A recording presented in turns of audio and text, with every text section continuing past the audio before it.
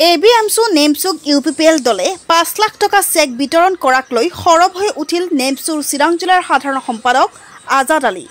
নেমচুৰ চিৰাং জিলাৰ সাধাৰণ সম্পাদকগৰাকীয়ে সংবাদ মাধ্যমৰ আগত মন্তব্য কৰি কৈছে যে UPPL চৰকাৰে নেমচু আৰু ABMSUৰ নামত যিসকল নেতাক চেক প্ৰদান কৰিলে তেওঁলোকে বহিষ্কৃত নেতা।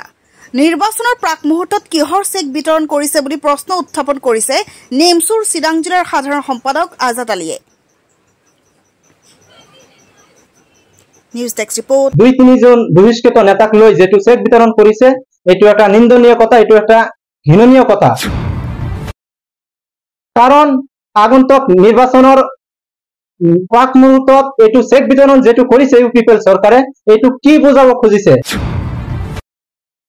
যদি সৰু সৰু ল'ৰা ছোৱালীক যদি সোধা হয় যে নেমচুৰ সভাপতি কোন, সকলোৱে ক'ব নেমচুৰ সভাপতি হৈছে গোলাপ ৰব্বানী। কাৰণ এই যে নেমচুৰ নাম লৈ যেটো চেক বিতৰণ কৰিছে এটো এটা অতি দুৰ্ভাগ্যজনক কথা, এটো এটা নিন্দনীয় কথা।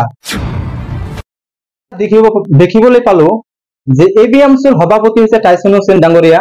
কাৰণ BTC অঞ্চলৰ যিকোনো সৰু ল'ৰা ছোৱালীক যদি সোধা হয় যে ABMSUৰ সভাপতি কোন, সকলোৱে ক'ব ABMSUৰ সভাপতি টাইছন হুছেইন ডাঙৰীয়া।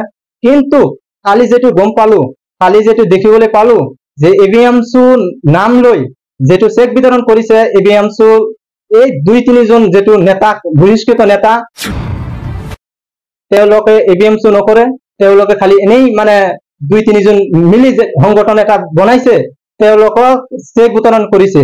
কাৰণ UPPL চৰকাৰে এই নিৰ্বাচনৰ সন্মুখত ৰাখি চেক বিতৰণ কৰাৰ মাননীতি কি হল। যি সময়ত UPPL চৰকাৰে উন্নয়ন কৰিবলৈ ঢাকঢোল বজাইছিল সেই সময়ত উন্নয়ন নকৰি কিছু দল সংগঠনক ৫ লাখ টকীয়া চেক বিতৰণ কৰি যেটো উন্নয়ন কৰিব বিচাৰিছে এটো এটা নিন্দনীয় কথা। কাৰণ চেক বিতৰণ কৰিলে দল সংগঠনক চেক বিতৰণ কৰিলে BTCত উন্নয়ন নহয়। কাৰণ UPPL চৰকাৰে এটো যেটো কাম কৰিছে এটো একেবাৰে নিন্দনীয় কথা। আপোনালোকে গম পায় যে BTCত যদি কোনোবাক যদি সোধে যে নেমচুৰ সভাপতি BTCৰ কোন, তেওঁলোকে ক'ব নেমচুৰ সভাপতি হাবিজুল ইছলাম, BTRৰ সভাপতি হাবিজুল ইছলাম। আৰু যদি কয় কেন্দ্ৰীয় সমিতিৰ নেমচুৰ কোন, সকলোৱে ক'ব গোলাপ ৰব্বানী ডাঙৰীয়া। কিন্তু বদৰুল ইছলামক ১ বছৰ আগতে বহিষ্কৃত কৰা হৈছে। তেওঁক লৈ UPPL চৰকাৰে যেটো কালি যেটো চেক বিতৰণ কৰিছে এটো কিন্তু একেবাৰে নিন্দনীয় কথা। আপোনালোকে গম পায় যে ABMSU সংগঠনটো সকলোৱে গম পায় যে বহুত ABMSU সংগঠনটো সকলোৱে জানে যে ABMSUৰ সভাপতি হৈছে টাইছন হুছেইন ডাঙৰীয়া। কিন্তু যোৱাকালি যেটো ABMSU চেক বিতৰণ কৰিছে সেই সকল নেতা কিন্তু বহিষ্কৃত নেতা চেক বিতৰণ কৰিছে। কিন্তু আপোনালোকে BTC অঞ্চলত যিসকল BTCত যিসকল সংখ্যালঘু ৰাইজ আছে তেওঁলোকক যদি আপোনালোকে সোধে যে ABMSUৰ সভাপতি কোন, সকলোৱে ক'ব যে ABMSUৰ সভাপতি হৈছে টাইছন হুছেইন। কিন্তু ABMSUৰ সভাপতি যেটো আজম ডাঙৰীয়া UPPL চৰকাৰে যেটো মানি লৈছে কিন্তু এটো অতিকৈ দুৰ্ভাগ্যজনক কথা। কাৰণ এই BTR ABMSU যেটো কৰিছে এটো কিন্তু UPPL চৰকাৰে BTR ABMSU বনাইছে। মই ভাবো